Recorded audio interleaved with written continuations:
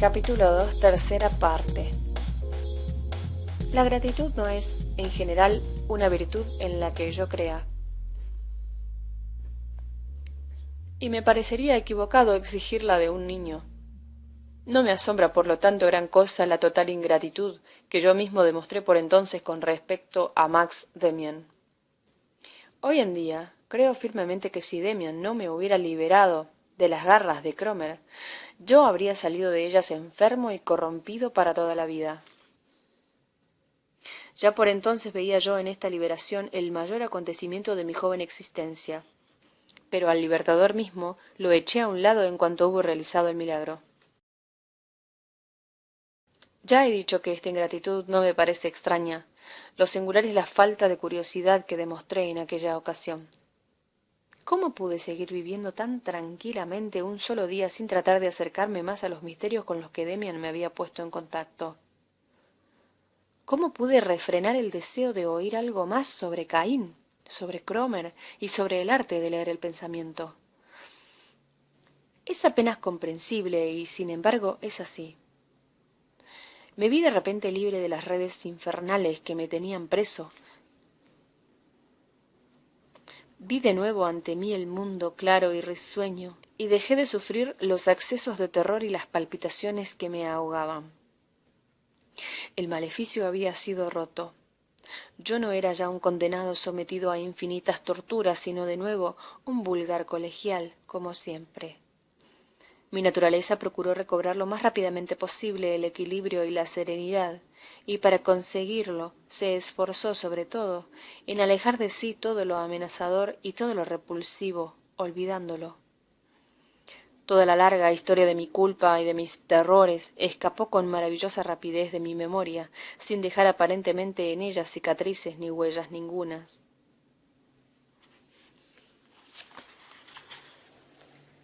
También comprendo hoy que procurase olvidar igualmente y con la misma rapidez a mi Salvador.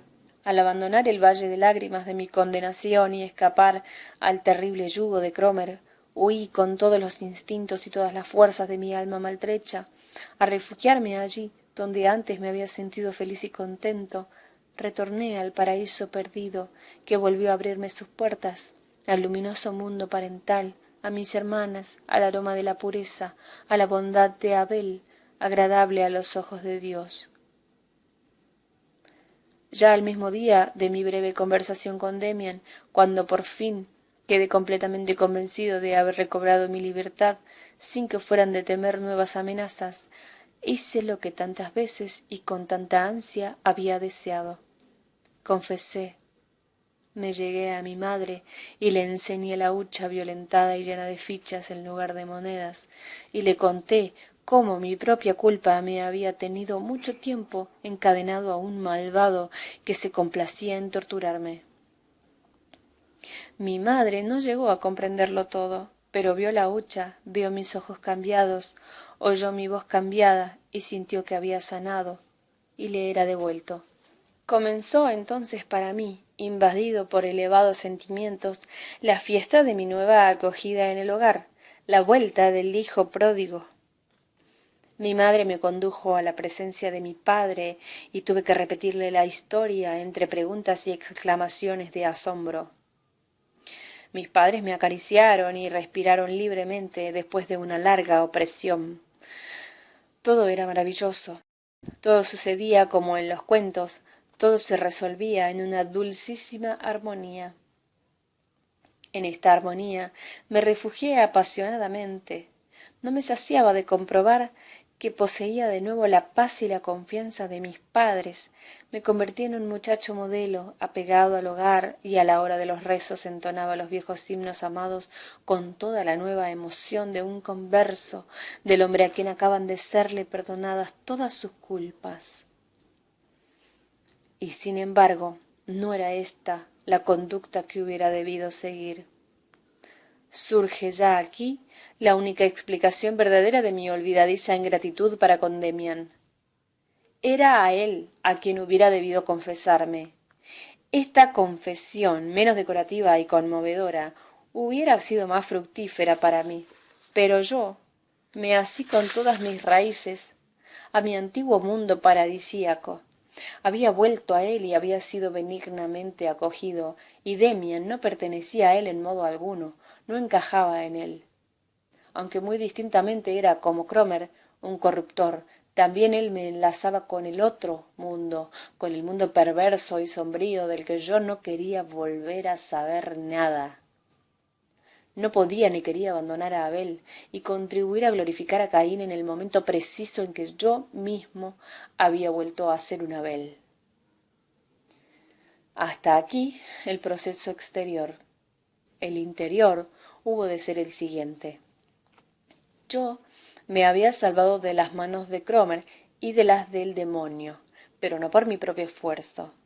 Había intentado caminar por los senderos del mundo y estos habían resultado demasiados escabrosos para mí. Rescatado por una mano amiga, corrí ciegamente a refugiarme en el regazo de mi madre, en el seguro redil de una puerilidad resignada y piadosa. Me hice más niño, más pueril y más dependiente de lo que era. Libre ya de Cromer, tenía que buscar a alguien a quien someterme, pues no podía andar solo, y mi ciego corazón eligió a mis padres, eligió el mundo luminoso, el viejo mundo querido, aunque sabía ya que no era el único. De no haber obrado así, hubiera tenido que acogerme a Demian y confiarme a él. Si no lo hice, no fue por una justificada desconfianza ante sus extrañas ideas, según creí entonces, fue sencillamente por miedo, pues Demian hubiera exigido de mí mucho más de lo que exigieron mis padres. Habría intentado hacerme más independiente, con el estímulo y la exhortación, la burla y la ironía. Hoy sé ya muy bien que nada en el mundo repugna tanto al hombre como seguir el camino que ha de conducirle hacia sí mismo. Sin embargo, cerca de medio año después, no pude resistir la tentación de preguntar a mi padre en el curso de un paseo cómo podía ser que alguna gente proclamase a Caín mejor que a Abel.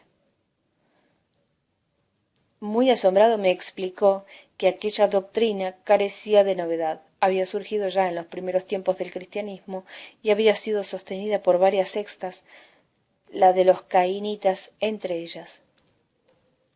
Naturalmente, aquella insensata teoría no era más que una invención del diablo para intentar destruir nuestra fe, pues si se daba la razón a Caín en contra de Abel, resultaba que Dios se había equivocado, no siendo por lo tanto el Dios de la Biblia, el único y verdadero, sino un Dios falso y deleznable.